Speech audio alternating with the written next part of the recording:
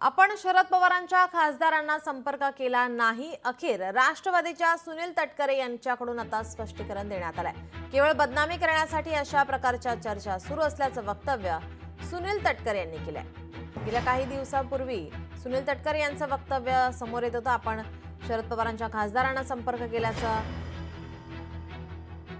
अशी माहिती समोर येत होती, मात्र अखेर राष्ट्रवादीच्या सुनील तटकरे यांनी स्पष्टीकरण दिलंय।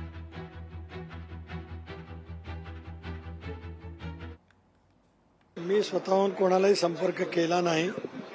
हे निखालसपणाने केवळ बदनाम करण्यासाठी आहे।